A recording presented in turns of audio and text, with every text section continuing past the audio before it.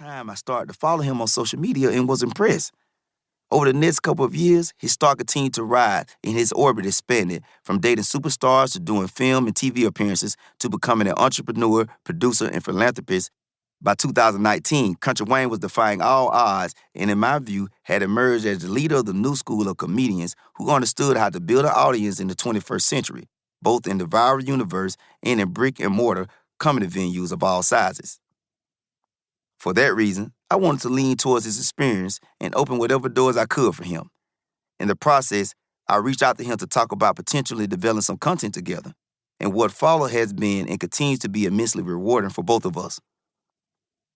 As I explained to Wayne, at the time when I was just getting a foothold in comedy, there weren't many mentors who were able to take young comics of our generation under their wings. Nobody had been there to make a way for Richard Pryor, and the same was true for Eddie Murphy. Fortunately for Eddie, he had been given a massive launch from SNL. In between stand-up and an epic string of blockbuster hit movies, he soon blazed a trail of his own. When Chris Rock got his own boost from SNL, that's when things changed somewhat, and Eddie Murphy stepped in to help Chris gain a credibility as a stand-up in a much faster amount of time than it would have taken on his own. When I was getting started, I had the great fortune to connect with Steve Harvey. And after we worked together on Kings of Comedy, the two of us would take turns pulling the other in on whatever latest projects we were on. Wayne ate up this history as if it were biblical. He could sit and ask questions for hours about how to achieve the same success or greater as early influences. He has that visionary, hustler mentality and is always looking for how to top others as well as himself. Wayne is serious about making all the right moves, and he is someone who doesn't let much grass grow under his feet.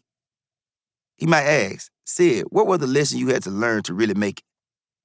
The two main lessons I shared with him were the ones he had learned already, and are including up ahead and help is on the way. But they may have been lessons he needed to be reminded of. First, as I tell everyone trying to make it in the entertainment or in any competitive field, you can't skip the steps. The Country Wayne version of this is, mind your business. It's true.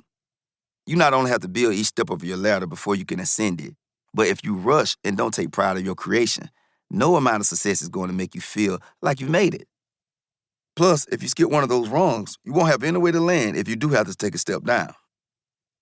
Something Wayne learned on his own that I believe in strongly is that you have to build your career with love or something you nourish. You birth it, you raise it, you treat it like a baby or a beloved pet that you care for unconditionally, and that will care for you back. Unlike many of the internet comics who managed to build a massive audience without stepping onto a stage, Wayne has done both, cultivating his family of fans who have been with him on his rides in his social media comedy sketch series and in the clubs and theaters where he is headlining and selling out more and more. Wayne has put in the work, and that integrity is why so many OG comics respect him and the route he has taken to get where he is.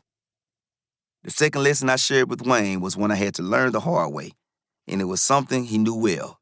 Live your truth. Early in my career, I didn't have the wisdom to know if you try to change yourself to conform to what you think the powers that be want from you, it could do you in. The lesson came after I had more and less booked a TV show after having the door opened for me by Steve Harvey. The deal was all but sealed, so I was flown to New York to do a showcase for the network just to make everybody laugh and feel good about casting me, I guess. Steve was there to be a part of what was going to be the next exciting chapter in both of our comedy lives. Every white executive at the network had gathered in a room with a catered gourmet meal, and I started to think twice about my risque material and my St. Louis, Missouri raucous delivery, and I decided to change my dialect and make it more everyman Midwestern or something, and even my delivery point.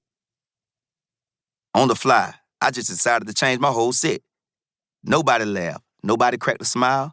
The more I tried, the icier it got in the room. This wasn't bumming in front of just any crowd. These were the network executives who had hired me already based on Steve Harvey's belief in me.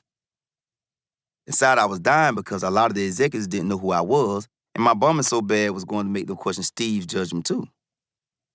Before I could wrap up my set, out of the corner of my eye, I watched Steve come up on the stage, grab the mic from me, and cuss all of those execs' asses out.